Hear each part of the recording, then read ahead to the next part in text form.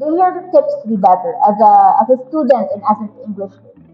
So Feng mentioned the poor vocabulary, right? So it's important first to fill your stimuli with English language as much as possible. I cannot stress this enough. The need for people to actually surround themselves with English language. Let them hear it, let them see it, and let them actually interact with as much uh, people who speak the language, not necessarily native speakers, but English learners who are eager to practice with you. So a stimuli can come in the form of, television, shows. We can have music or sound. We can have um, you can also read it by text. Filling your stimuli with English language as much as possible allows you to have that retention of the words, the vocabulary, the way the sentences are formed. Usually realize that our phone, our default language is on our native language. So perhaps on my end, I am Filipino, so the default language is Tagalog, but I set the language of the browser and the social media to English just so that I can understand English better and I can read the content that comes from my feed in English. So in that way, I train myself to understand English content better. The next tip is practice making mistakes. Okay, so why do we need to practice making mistakes? Why do we need to be comfortable with making mistakes? That's the question. People are so afraid of making mistakes and humiliating themselves and embarrassing the hell out of them, right? So it's really important to embrace mistakes. As English learners, we must be confident on facing mistakes. Mistakes are inevitable things as a learner, and it will always be there no matter what.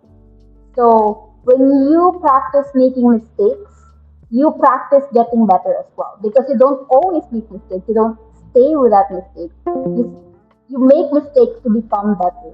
You make mistakes to get feedback on something, on your maybe your vocabulary or pronunciation, and you grow from that mistake because you have feedback.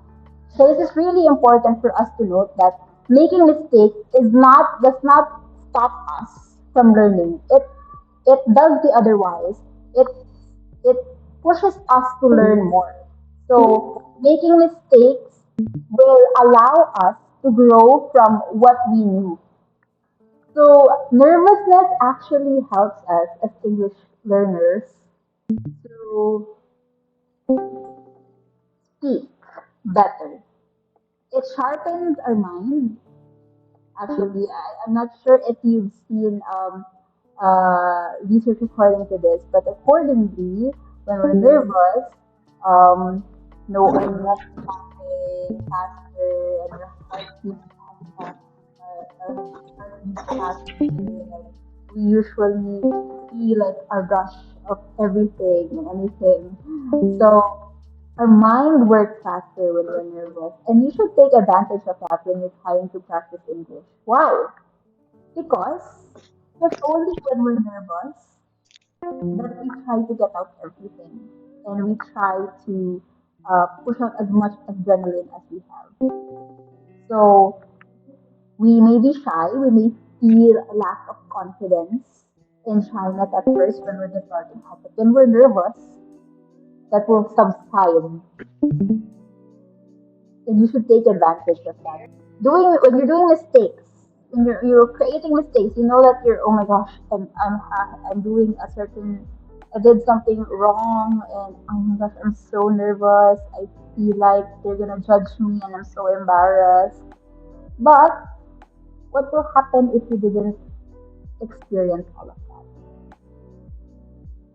If you didn't experience that, you will never experience it. And where will you go from if not from experience, right? If something is important to us but we're worried about it, that will not suc- you will not succeed. succeed, but we will get nervous. Yeah, so smile. Just when you're feeling all of these negative things, right? The negative things, quote unquote, just smile and maintain a positive outlook.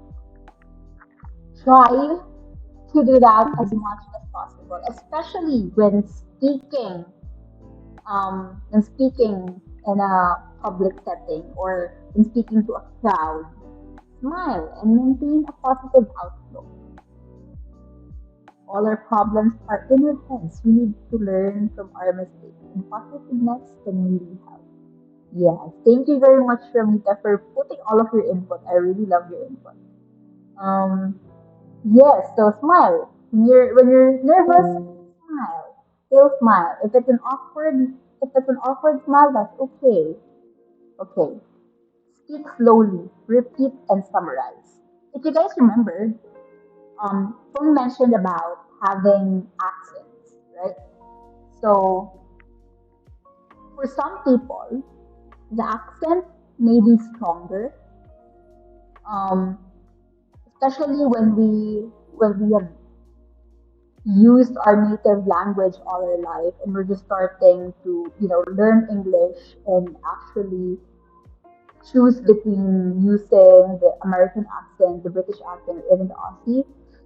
Um, but yeah, if you feel or if you know that your accent is stronger compared to um, other speakers, and you try to talk, and you find yourself talking fast, um, at the end of what you're saying, try to repeat it, paraphrase what you just said, and summarize what you just said, just so that you can make sure that other people really understood your point, right?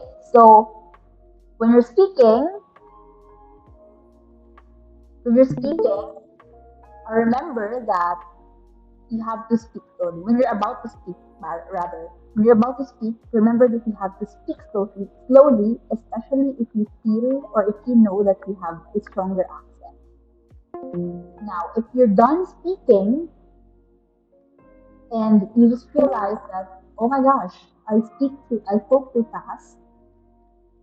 I feel like the crowd didn't really understand me, or I feel like this person didn't really understand what I just said.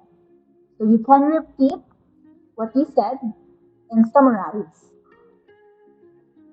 By summarizing, you mean um, getting at the gist of what you just said and re-saying that again to that person or to that crowd, just so that you can get the point across and there's no miscommunication or anything that would occur.